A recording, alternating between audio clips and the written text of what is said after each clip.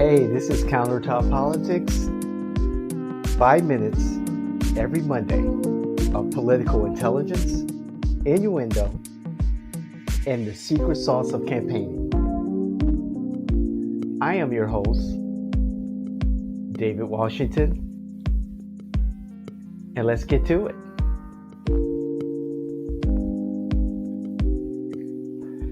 All right. I love Mondays because I get to bring countertop politics to you. So, over the weekend in my tennis group, there's a friend of mine. We'll call her Alice. She's a 60-year-old African American female, and she's a Democrat. And we were talking politics. And she's like, I'm going to vote for DeSantis for governor. And it's like, well, you can't vote for him for governor because he's termed out. He's running for president, of course. However, in Florida, governors are allowed, 2 terms. So you can't vote for him after this term is over. She's like, well, if he was able to run again, I wouldn't mind. And I'm like, okay, I want to hear this from a Democrat. And she said that, for the most part, she has a mortgage on her house since 2001, a fixed mortgage, a rate under 3%. She's employed. She's 4 years from retirement. She makes good money. She doesn't go out. She's single. Her expenses are low. The economy is doing well for her. So why not stick with what she knows? And I'm like, from her perspective, she's right. She's a Democrat. However, what's happening to her personally, her kitchen table issues, which we've talked about before, makes her feel confident in repeating another term for Governor DeSantis here in Florida.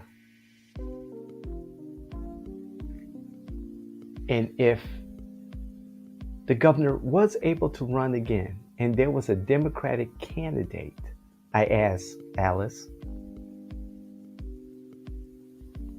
what would it take for that Democratic candidate to convince you to fire the governor, Ron DeSantis?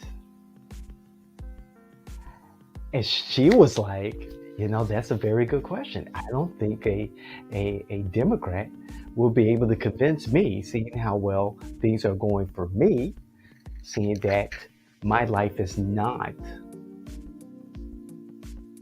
at risk or in jeopardy. Her financial situation seems solid. What would be the messaging that would convince her to fire the Republican and hire the Democrat? And that's what the messaging becomes so important. Hey, if you like what you hear, if you want to hear more, please like, share, definitely comment, and let us know what you want to talk about. Hit that notification button. So back to our content right here. Messaging is so important. And whether you're Democrat or Republican, you have to get to those kitchen tables issues and that messaging so that you are collecting as many votes as possible. That messaging has to be specific. That messaging has to be on point for every voter. That means you need to recognize who your supporters are, your voters are, And sometimes these broad issues that we see, in this current election cycle and almost every election cycle, just don't cut it. People want to know, if I'm going to invest my vote, my time in researching about a particular candidate and then voting for that candidate, what is it that affects me the most? What are they doing to address my kitchen table issues? That's pretty much it. It's intensive. It's labor intensive sometimes. However, with AI and social media, other tools, email, field organizing, digital canvassing, a very good strategy will bring all these pieces together to get you, the campaign manager, the candidate, closer to your targeted voters' kitchen table issues. Specifics. Know who your voters are and know what their issues are. This is CounterTop Politics. Again, I'm David Washington, your host. Next week, our next topic, I don't know, maybe up in the air. Maybe it's something that you, our listeners and viewers, will perhaps give me an idea of what to talk about. I'll keep my eyes and ears open.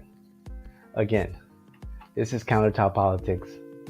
I'm David Washington, and thank you for supporting us.